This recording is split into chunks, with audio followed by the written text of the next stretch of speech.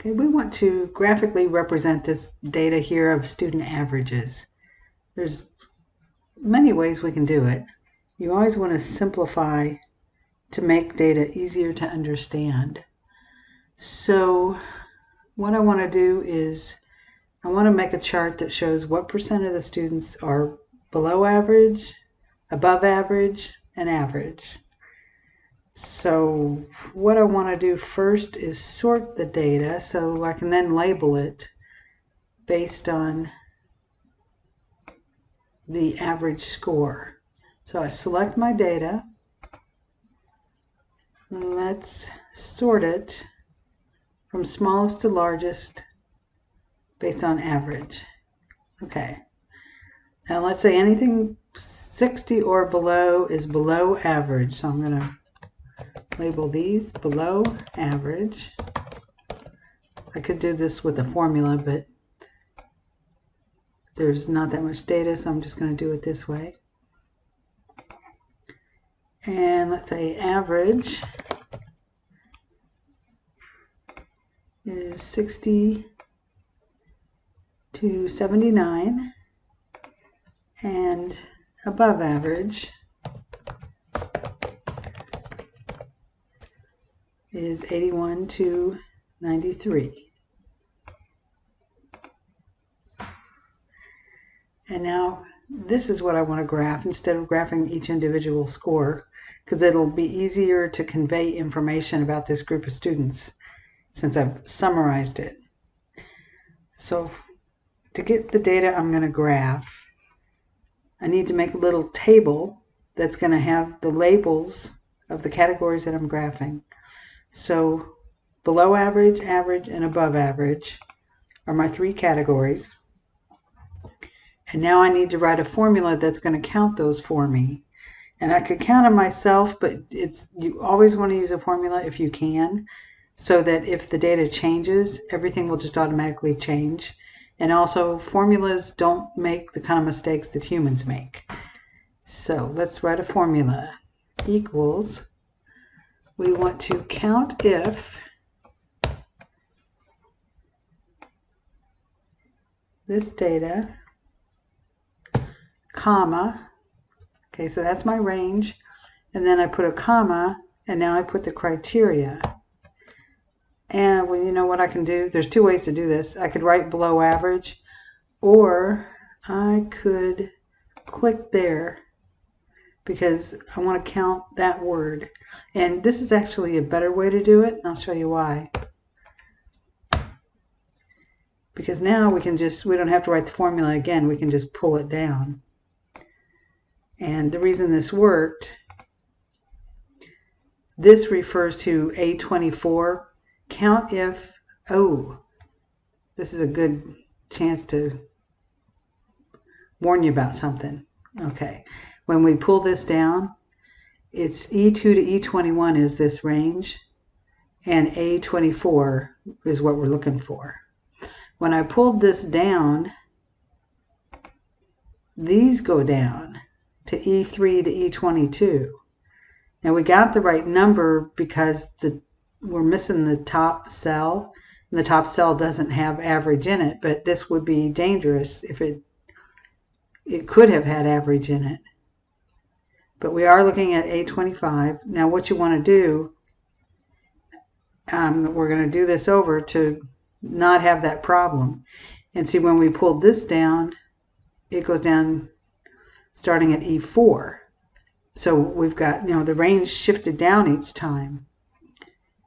The way you keep that from happening, if you put a $sign in front of the number, it freezes the number. And we do want this one to increment down each time. Now watch what happens. The numbers won't change because they were just accidentally correct, but that $sign kept the range being E2 to E21. It did not go down. We didn't put the $sign here because we want it to refer to the next one down. Now we want to show graphically the number or percent, either one, of students who fall into each of these three categories. So first let's just graph the numbers, and then we'll change it to percents. And often you want to play around with how you're going to graph something to see what looks like the best way, the simplest way to present the information. So we select our data, and we go in here to insert, and we find chart. These are the charts. So you can just get a recommended chart. These are templates I've saved probably. Another just recommending what we might want. Let's choose, that's the one that they've got. If you click on all charts, you can look at all the different ways this might be graphed. Templates, those are ones that I've formatted, and then I save them as a template so I don't have to go back and do all the things that I like in my charts, like shadows and rounded corners. So if you work to format a chart, you can save it and it becomes a template for you. Okay, we can get a bar chart. We could get a pie chart. It shows you what it might look like, and there's variations up here. You could get a three-dimensional pie chart. You could blow part of it out. And some charts are not appropriate for certain types of data. We could use a pie chart for this because we've got everybody represented. A pie chart tells you what percent of the whole each section is, and that's not appropriate for some kinds of data, but it would be okay for this. But let's use a column chart. Okay, so that creates your chart for you. Let's move it so it's not on top of our data. And now the reader has to read over to the line and try to estimate. Let's see, is that 13? And you want to make, when the reason for displaying data is to make it easy for the person to consume the information. So you want to do whatever you can do to make it easier to consume the information. Having to go over to the side and try to figure out what the number is not the easiest way. And you don't want extra information in the chart because it just draws people away, makes it not as clear.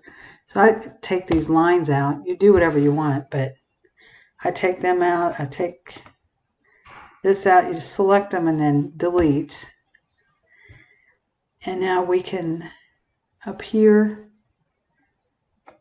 on chart design, when the chart is selected, you've got different menus up here. So I select the chart. That's why there's circles on the outside of it.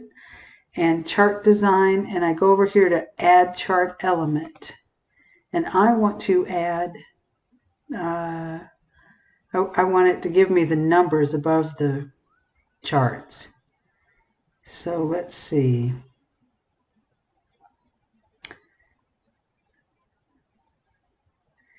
And I can have it put them different places. I want them on top.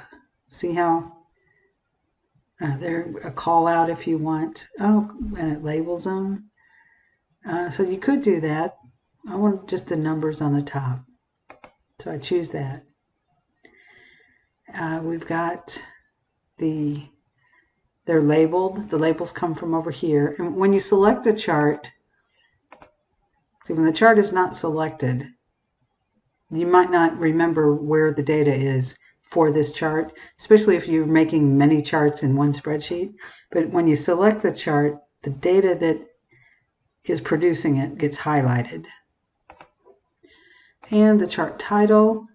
If you're going to paste this into a PowerPoint or into a paper, you might want to write the title in the other document above it, or you could put the title here. This is student categories.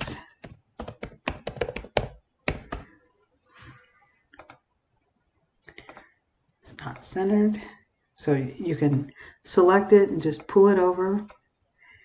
If you don't like the color that it automatically gave you, just click on any one of the bars and it selects them all. And then you can right click and you've got the choice here to fill it with a different color. So we could change the color to whatever we want. And you can get more colors, let you write in, you know, if you've got a color scheme that you're trying to do, you can put the numbers in here to get exactly the color that you want. Let's say we want that color. Okay, it changes them for you. And I had said we could do percents.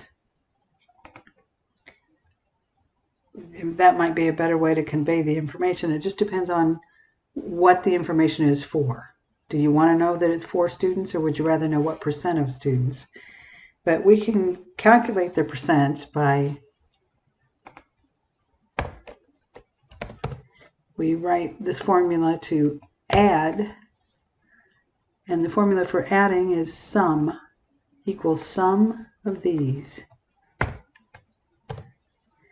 And then I'm going to put it here equals this divided by the sum. And when I pull down, I don't want that 20 to increment down every time. So I'm going to go up here and put a $sign in front of it. But I do want the numerator to increment down. Numerator is the number on top.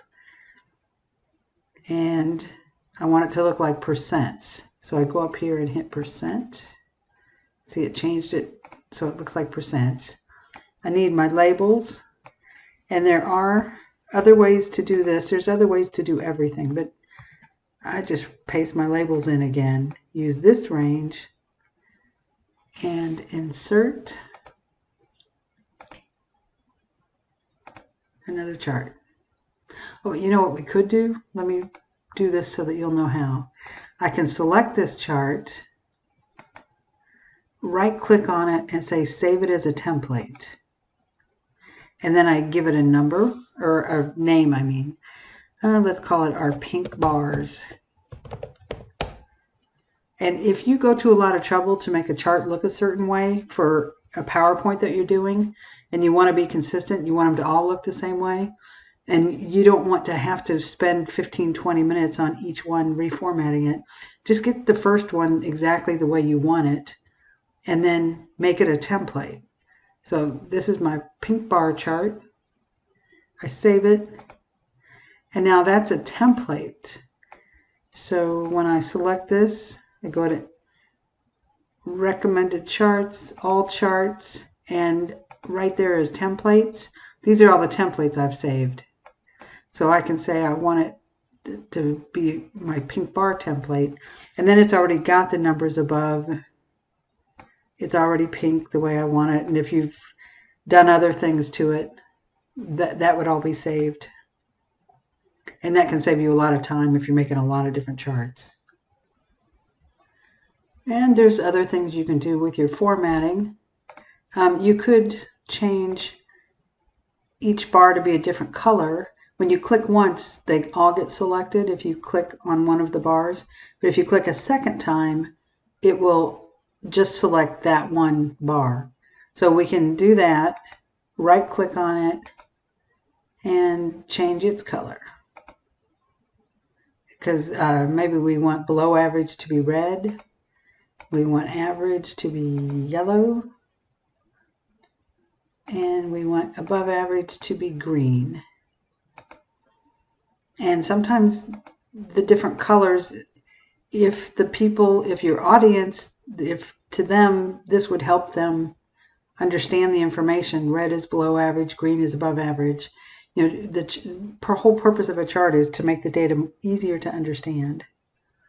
You can also do things with, when you select the chart, go up here and you've got chart design as a choice. And the chart design's not there unless the chart is selected. See how it's not there? So select the chart. Now we've got chart design up here.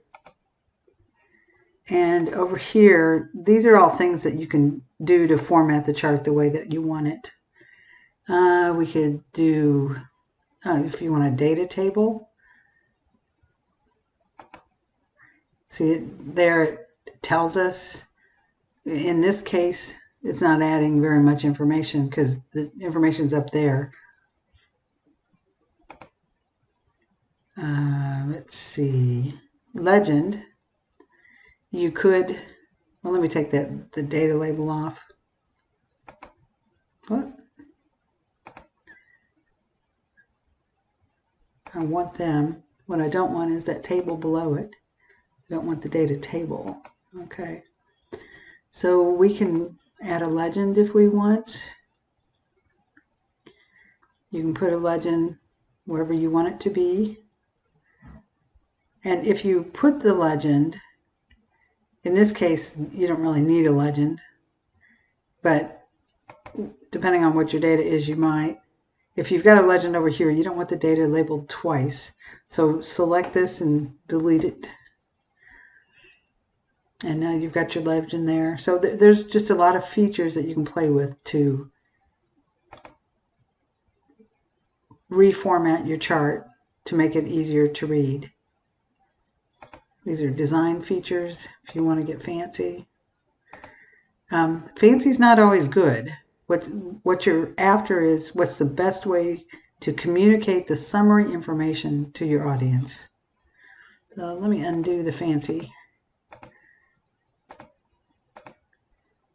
That's probably the best way for this.